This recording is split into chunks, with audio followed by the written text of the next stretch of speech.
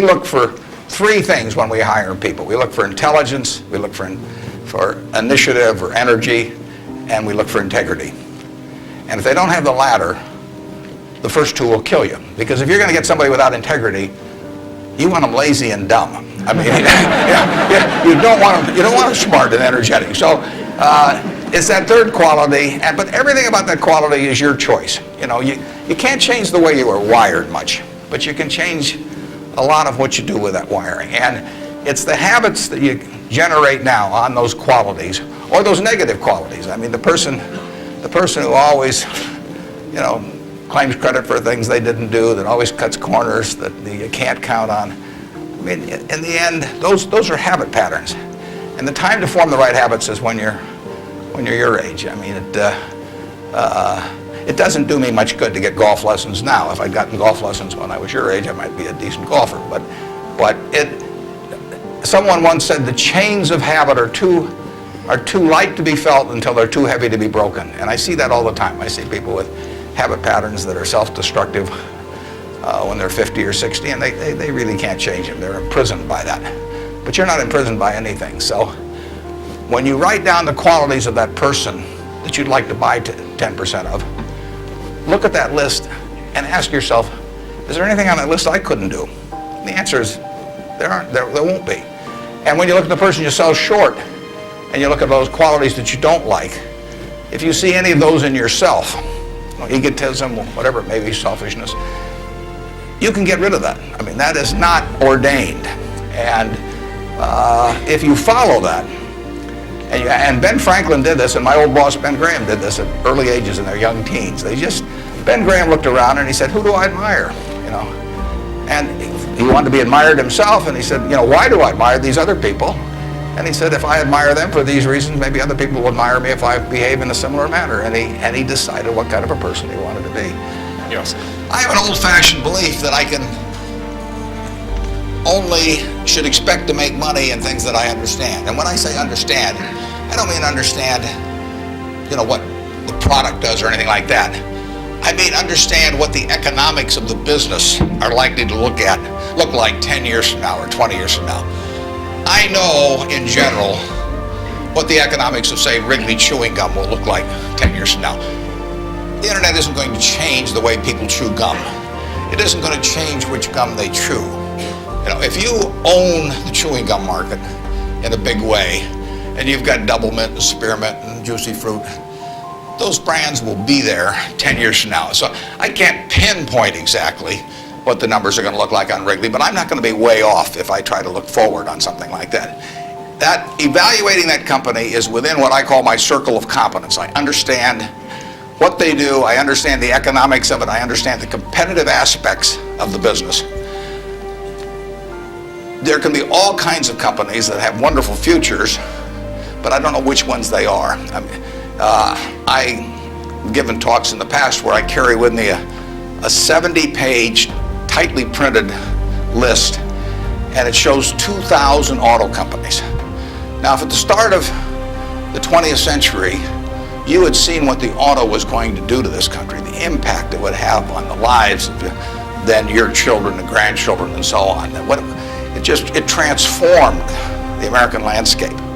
But of those 2,000 companies, 3 basically survive. And they haven't done that well many times.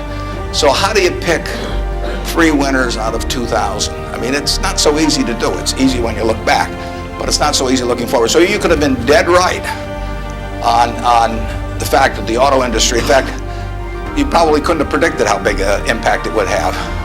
But you wouldn't have, if you'd bought companies across the board, you wouldn't have made any money, because the economic characteristics of that business were not easy to define. I've always said the easier thing to do is figure out who loses. And what you really should have done in 1905 or so, when you saw what was going to happen with the auto, is you should have gone short horses. There were 20 million horses in 1900, and there's about 4 million horses now. So it's easy to figure out the losers. The loser is the horse. But the winner was the auto overall, but 2,000 companies just about failed. A few merged out and so on. There were 3 companies, auto companies, in the Dow Industrials. in the 1920s and 30s. Studebaker, Nash Kelvinator, and Hudson Motor. Now those names are all familiar to me, and maybe some of them are familiar to you, but they're not making any cars. You know, they didn't make money, and yet at one time they were in the Dow 30. They were the aristocrats of American business, and they got creamed. So figuring out the economic characteristics of the winners in a wonderful business is not easy. In North Carolina, you know, Orville and Wilbur took off. Well, I guess Orville took off and Wilbur watched. I'd have been Wilbur.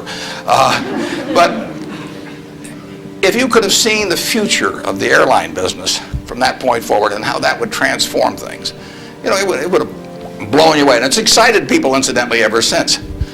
But if there had been a capitalist at Kitty Hawk, he should have shot Orville down. I mean, because it's done nothing but cost investors money. There were over 400 airplane companies in the 1920s and 30s alone. There was in Omaha. There was in Nebraska. We were the Silicon Valley, apparently, of aircraft. And they all disappeared. It's been a terrible business. At the end of 1991, if you'd added up the aggregate earnings from all airline companies with billions poured in, since Wilbur and Orville were down there, they came to less than zero. The number of passengers went up every year. You know, the importance of the industry was dramatically increased decade by decade, and nobody made any money. So figuring out the economic consequences. TV, I think there's, 20, 25 million sets a year sold in the United States. I don't think there's one of them made in the United States anymore. I mean, you'd say TV set manufacturer, what a wonderful business. I mean, everybody, now nobody had a TV in 1950, or thereabouts, 45 to 50. Everybody has multiple sets now. Nobody in the United States has made any real money making the sets. They're all out of business. You know, the Magnavoxes, the RCAs, all of those companies.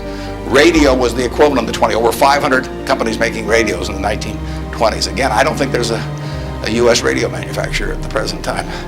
But Coca-Cola, you know, what was it, 1884 at Jacobs Pharmacy or whatever, the fellow comes up with something. A lot of copiers over the years.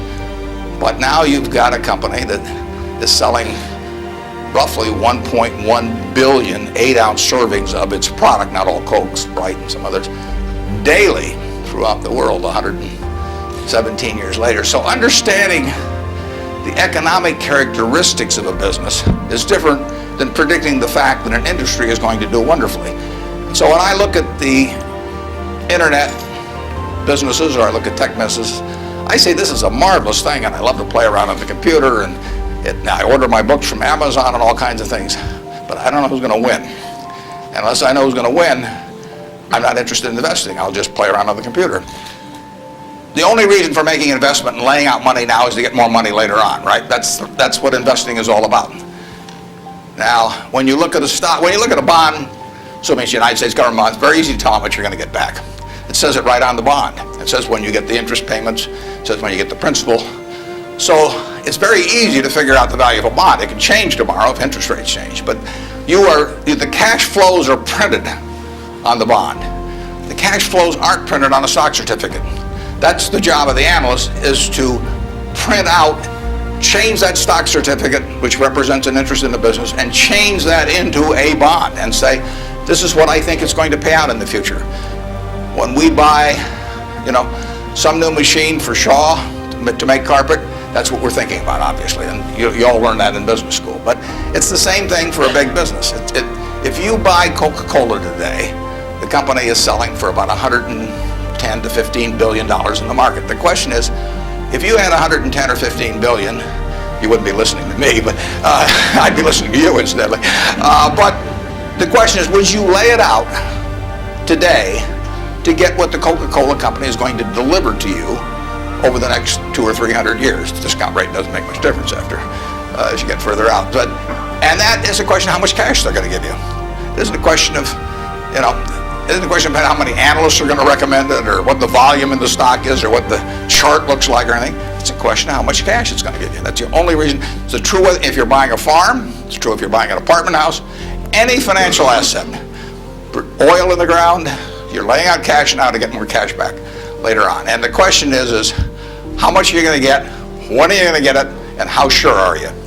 And when I calculate intrinsic value of a business, when we buy businesses, and whether we're buying all of a business or a little piece of a business, I always think we're buying the whole business because that's my approach to it. I look at it and say, what will come out of this business and when? And what you really like, of course, is them to be able to use the money they earn and earn higher returns on it as you go along. I mean, Berkshire has never distributed anything to its shareholders, but its ability to distribute goes up as the value of the businesses we own increases.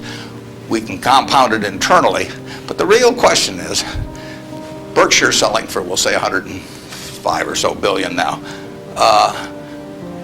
What can we distribute from that 100? If you're going to buy the whole company for 105 billion now, can we distribute enough cash to you soon enough to make it sensible at present interest rates to lay out that cash now? And that's what it gets down to. And if you can't answer that question, you can't buy the stock.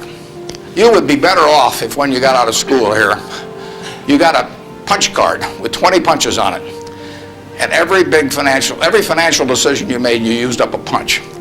You'd get very rich because you'd think through very hard each one. I mean, you went to a cocktail party and somebody talked about a company, he didn't even understand what they did or couldn't pronounce the name, but they'd made some money last week and another one like it. You wouldn't buy it if you only had 20 punches on that card. There's a temptation to dabble, particularly during bull markets. In stocks, it's so easy. You know, it's easier now than ever because you can do it online. You know, just you click it in and maybe it goes up a point and you get excited about that and you buy another one the next day and so on. You can't make any money over time doing that. But if you had a punch card with only 20 punches, you weren't going to get another one in the rest of your life, you would think a long time before every investment decision. And you would make good ones and you'd make big ones. And you probably wouldn't even use all 20 punches in your lifetime, but you wouldn't need to.